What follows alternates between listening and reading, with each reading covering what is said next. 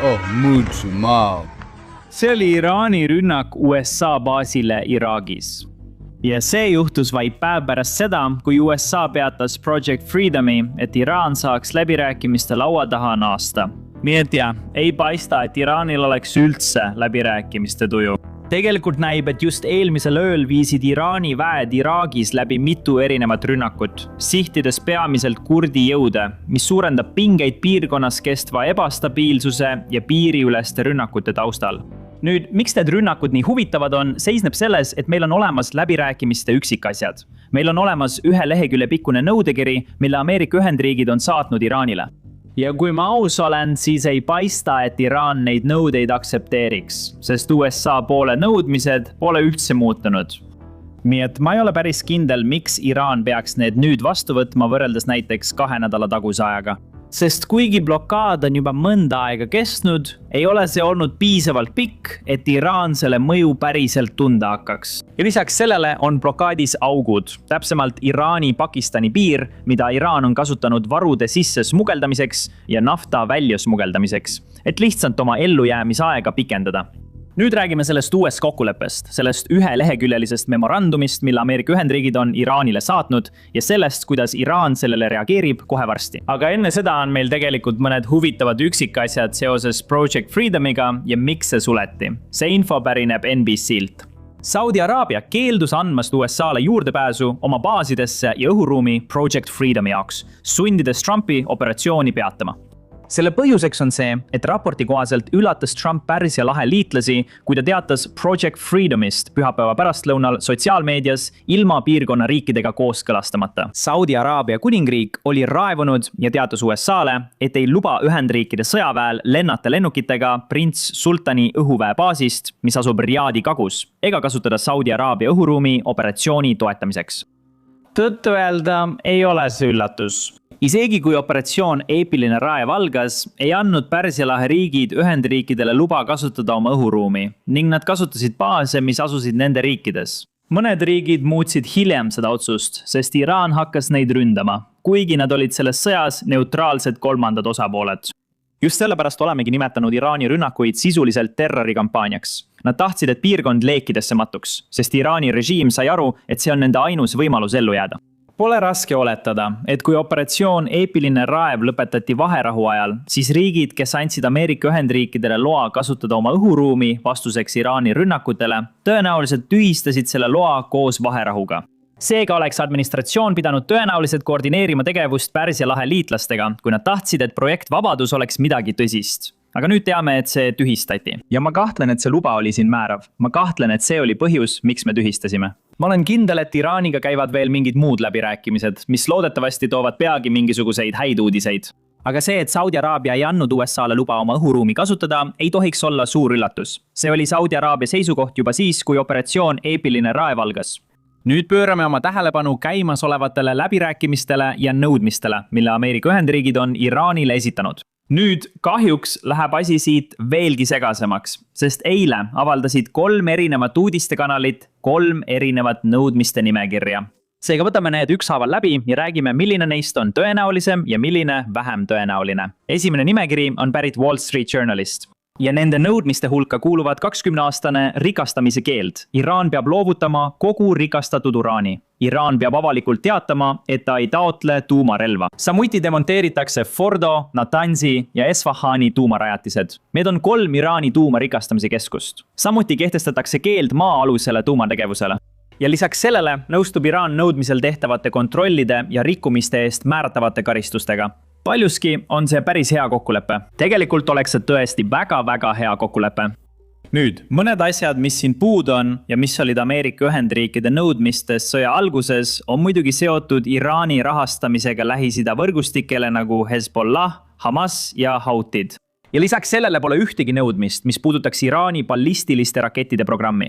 Peale selle on need muidugi 2 suurt puudujääki. Aga peale selle on see päris hea kokkulepe, kui Iraan sellega nõustub. Ja just sellepärast, kuna see on Ameerika Ühendriikide jaoks päris hea kokkulepe, on väga ebatõenäoline, et Iraan tegelikult nõustub.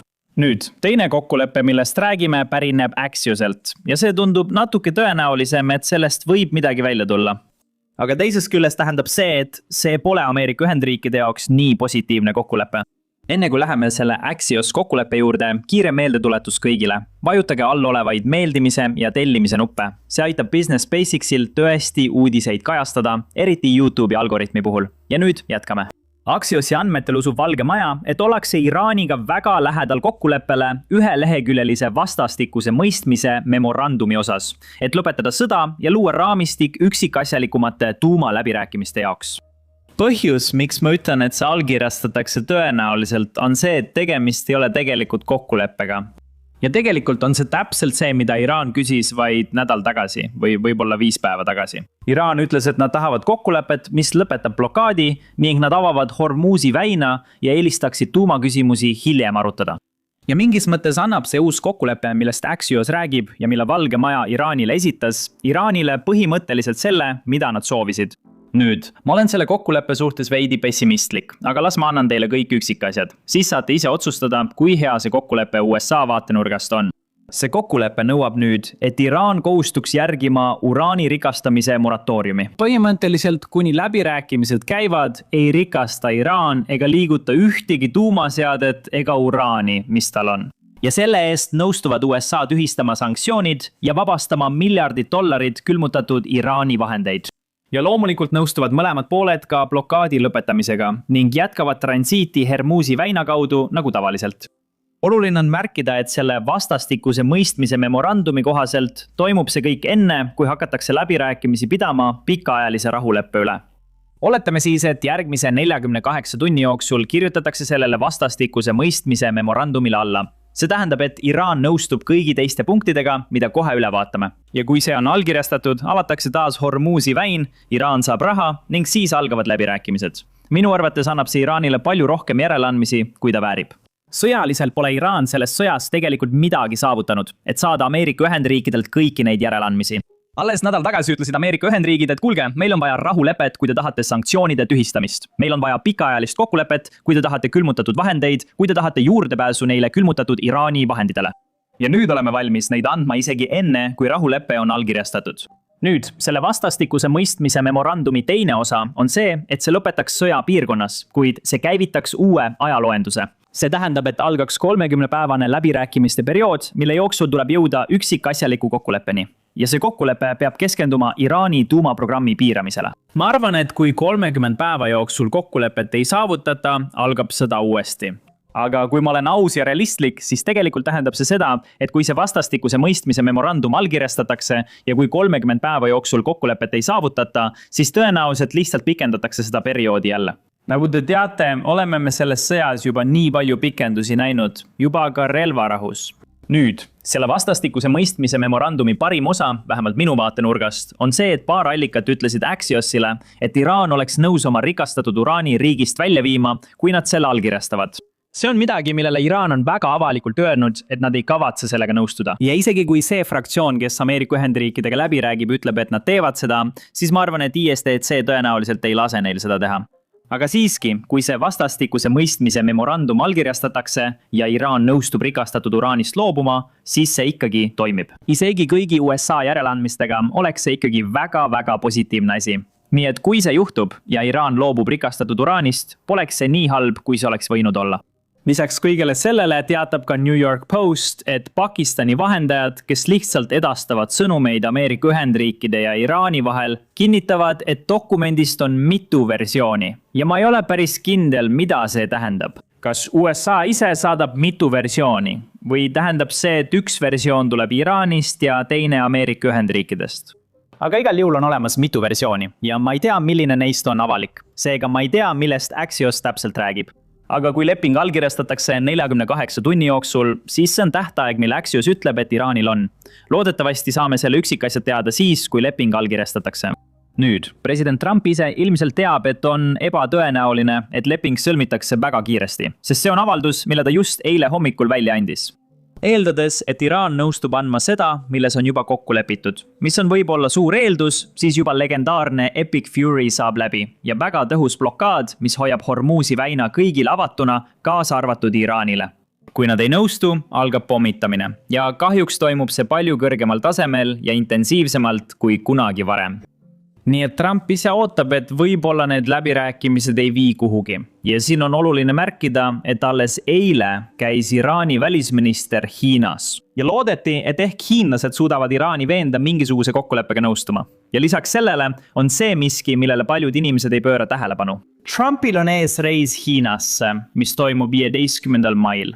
See pidi toimuma aprillis, ma arvan, aga see ei toimunud, sest toimus operatsioon Eepiline raev. See lükati edasi 15. maini. Kui see edasi lükati, lootis president Trump väga, et kogu see operatsioon Iraanis saab selleks ajaks lahendatud. Kõik saab selleks ajaks tehtud ja lõpetatud. Aga nagu me teame, ei ole see veel nii. Nii et võib-olla Trump üritab teha mingisugust kokkulepet, mingit vastastikuse mõistmise memorandumit, mis tegelikult ei ole päris kokkulepe. See on lihtsalt arusaam, et alustada läbirääkimisi. Ta üritab enne Iraani minekut mingisugust edasiminekut saavutada. Ma mõtlen enne, kui ta Hiinasse läheb, sest loomulikult on Hiina väga võimas riik ja Ameerika Ühendriigid on Hiinaga väga tõsises konkurentsis. Et olla kindel, et Hiina ei domineeri ülejäänud maailma, nagu nad on viimase 10 või isegi 2 jooksul püüdnud teha. Nii et USA vaatenurgast on see kohtumine väga oluline ja nad tahavad keskenduda paljudele teistele aspektidele, milles USA ja Hiina omavahel võistlevad. Võib-olla see Pai, võib-olla Kagu-Aasia, võib-olla hoopis Hiina meri. See võib olla palju erinevaid asju ja ma ei usu, et USA tahab Iraanile liiga palju keskenduda. Ja just sellepärast tahavad nad selle Iraani kokkuleppe võimalikult palju enne seda kohtumist ära lõpetada. Isiklikult öeldes, ma ei ole kindel, et see on tõenäoline, arvestades, kuidas iraanlased läbi räägivad, aga ma arvan, et see on see, mida Ameerika Ühendriigid loodavad. Nüüd ütles president Trump ka New York Postile, et on ebatõenäoline, et läbirääkimiste kohtumine toimub niipea. Kuulake, see on New York Posti raport.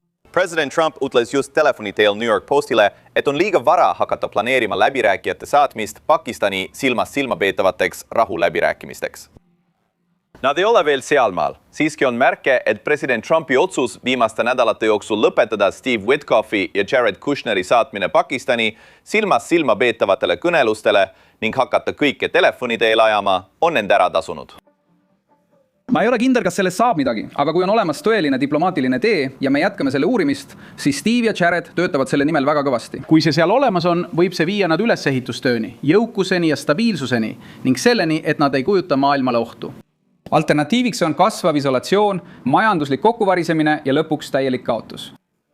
Peamine probleem, millega Valge Maja ametnikud nende läbirääkimiste puhul silmitsi seisavad, on see, et kui nad sõlmivad kokkuleppe ühe fraktsiooniga, kes väidab end Iraani kontrollivat, võib mõni teine fraktsioon selle tagasi lükata ja jätkata võitlust või jätkata tuumarelva arendamist.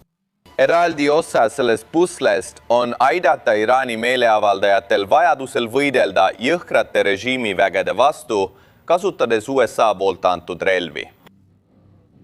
Kas te plaanite neid varsti relvastada? Ma ei taha seda öelda, aga jah. Ma mõtlen, inimesed küsivad, miks nad ei protesti. Nad tahavad protestida, aga neil pole relvi. Nii et sul võib olla 200 000 inimest protestimas ja 5 või 6 haiget inimest relvadega. Ja kui nad hakkavad neile otse silmade vahele tulistama. Praegu pole selge, kui paljud neist režiimi juhtidest, kes andsid käsu süütute protestijate tapmiseks enne Epic Fury't, on endiselt ametis ja kui paljud on surnud. Aga president Trump on ilmselgelt mures, et midagi sellist võiks uuesti juhtuda. Seda nad püüavadki vältida. Nüüd, rääkides majanduslikust kokkuvarisemisest, mida välisminister Marco Rubio just selles klipis mainis, tundub, et olukord on nii hulluks läinud, et Iraani ametnikud räägivad avalikult probleemidest, millega Iraani majandus silmitsi seisab. Vaadake, mida president eile avaldas. Ma olen hinnatõusudest teadlik. Osa sellest on seotud tooraine hindade muutustega või probleemidega, mis on seotud ebaõiglase sõjaga, millest inimesed on teadlikud. Kuid liigkasu võtmine ja varumine ei ole vastuvõetavad. Olen palunud Justiitsministeeriumil koostöös kohtusüsteemiga võtta tõsiseid meetmeid kõigi rikkumiste vastu, mis häirivad ühiskondlikku rahu. Nüüd, paar asja, millest ma aru ei saa. Esiteks on see väga selge märk sellest, et majanduslik olukord Iraanis ei ole hea. Kuid teiseks on Twitter Iraanis keelatud. Tegelikult on kogu internet Iraanis olnud keelatud juba üle 68 päeva. Seega üle 2 kuu ja 1 nädala. Ma ei saa aru, miks Iraani president avaldab avalduse, mis tundub olevat mõeldud Iraani sisepublikule Twitteris. Sest Iraani kodanikke Twitteris ei ole, eriti neid, kes peaksid seda sõnumit kuulma. On olemas režiimiametnikud, kes on Twitteris, aga ma arvan, et nemad elavad väga täisväärtuslikku elu kogu selle korruptsiooniga, mis režiimis toimub. Ma kahtlen, et nemad peavad hinnatõusude pärast muretsema. nüüd on Al Jazeera pääsenud Iraani ja nad annavad riigi sees teada, kui halb olukord on. Vaadake seda reportaaži. Uus reklaamtahvel Teherani kesklinnas saadab otsekohese poliitilise sõnumi. See kujutab Ameerika Ühendriikide presidenti Donald Trumpi, kelle suu on suletud Hormuzi väina kujutisega. Slogan kõlab murdepunktil. Kuid paljude iraanlaste jaoks annavad majandusraskused end palju vahetumalt tunda. Valuuta on kõikuv ja igapäevaste kaupade hinnad tõusevad. Me näeme inflatsiooni, mis eriti viimase nädala või 2 jooksul on tekitanud inimeste seas ärevust. Me näeme, kuidas hinnad tõusevad iga päev, alates väiksematest asjadest nagu munad kuni autode, kulla ja dollari hinnani. Relvarahu on praegu otsesed rünnakud peatanud. Aga elanikud ütlevad, et see ei tähenda, et olukord paraneb. See põleb nagu ilutulestiku rakett. Relvarahu on nagu vahepealne seisund. Nad teevad plaane majandusliku surve ja sanktsioonide põhjal. Ja relvarahu on Iraani rahvale kahjulik. Poepidajad kardavad, et isegi kui sõda varsti lõpeb, on kahju juba tehtud. Majanduslik olukord on kohutavalt halb. Isegi kui me taastume, võib majanduse paranemine võtta 10–15 aastat. Mõned iraanlased kahtlevad samuti, kas läbirääkimised toovad kiire lahenduse. Läbirääkimised nendega ei vii kuhugi. Tõeline probleem on see kahju, mida me ise kannatame. Väikeettevõtted ütlevad, et sanktsioonid on muutnud juba niigi keerulise olukorra veelgi hullemaks. Enne relvarahu polnud meil eriti majandustki ja meie olukord on muutunud veelgi halvemaks. Midagi pole paremaks läinud. Paljud inimesed siin ütlevad, et võitluse paus ei paku eriti kindlustunnet. Sõja jätkumise võimalus on väga suur, kuid ma loodan, et seda ei juhtu. Inimesed ei vääri seda. Miks Teherani tahe praegu Project Defiance'it näitab ja vaherahu praegu püsib? Paljud siin usuvad, et majanduslik surve võib kesta kauem kui võitlus ise. Paljude iraanlaste jaoks pole nende igapäevaelu veel tõelist stabiilsust saavutanud ning nad ootavad endiselt olulist majanduslikku leevendust. Et mõista, miks Iraan praegu nii käitub, peame tagasi minema ja vaatama, kuidas Iraan on jõudnud sinna, kus ta täna on. See ei tähenda ainult 1979 aastasse tagasi minemist, kui toimus islami revolutsioon. Tegelikult peame minema veelgi kaugemale tagasi, kui 19. sajandil valitses Iraani Karjari dünastia. Ja vaatama, kuidas tollase valitseva klassi otsused mõjutavad Iraani tänaseni.